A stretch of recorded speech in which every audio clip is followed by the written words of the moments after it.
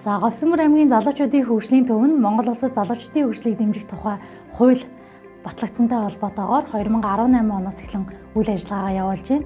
За залуучуудын хөгжлийн төв маань бол хууль зааснаар үндсэн 7 чиглэлийн хүрээнд үйл ажиллагаагаа явуулдаг. Залуучуудын хөгжлийн төв маань бол одоо 2018 оноос эхлэн зохион байгуулсан залуучууд руу чиглэн зохион байгуулсан үйл ажиллагаа маань бол нийт давхарсан тоогоор 15,000 гаруй залуучуудад хүрч үйлчилсэн байна. За манай залуучдын хөгжлийн төвийн дэргэд бол өсвөр үе залуучуудын сонирхлын клубүүд үйл ажиллагаагаа явуулдаг.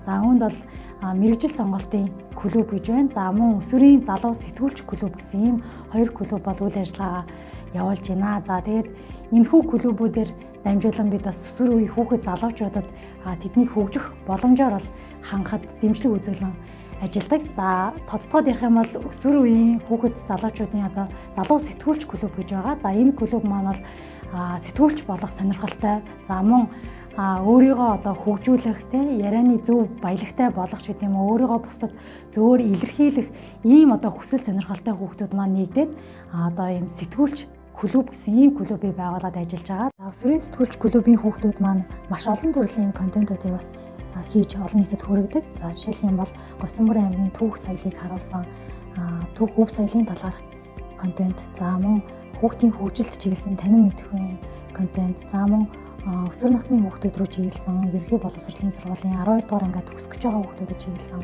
контент, за мөн багшийн зөвлөгөө хэмээх бас маш сонирхолтой өсвөр насны хүүхдүүдэд чиглэсэн ийм контент гэх мэтчлэн маш олон төрлийн контентуудыг бас өөрсдөө бэлтгэж хүүхэд залуучуудад хүргэсэн байгаа.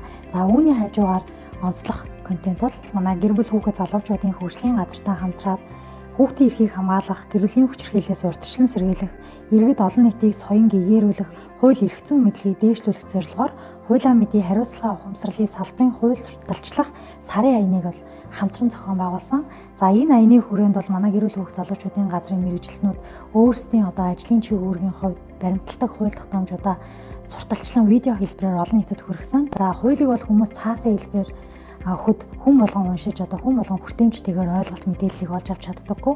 Харин энэ сарын аяны хүрээнд бол бид хуулийг хүмүүст тодорхой хэмжээний ойлголт өгөх зорилгоор хуулиа тайлбарлаж ингэж видео бичлэгийг, танилцуулга видео бичлэгийг оруулсан. За энийг бол манай өсвөрийн сэтгүүлч клубийнхаа маань видео бичлэгээ хийж, монтажа бэлтгэн, сурвалжлага бэлтгэж ингэж олон нийтэд хүрсэн.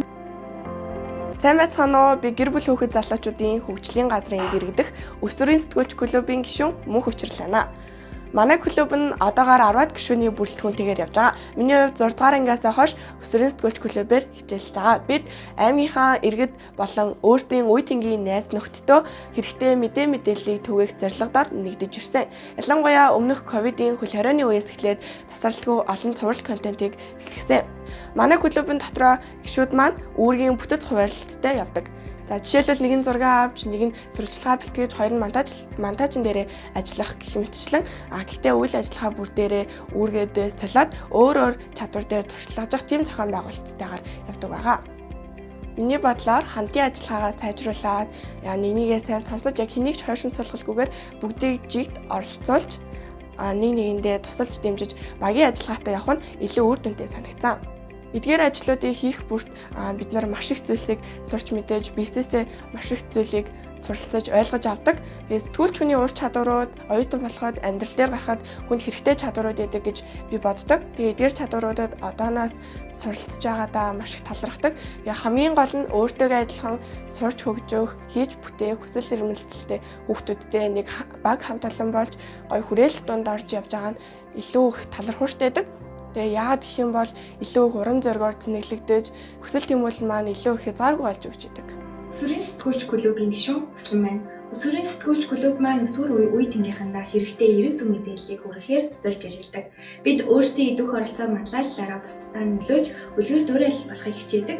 Энэ клубт явснараа миний хувьд маш олон эрэг зүй дадлыг сурч, маш олон зүйлийг сурч авсан. Үүндээ маш их баяртай байдаг.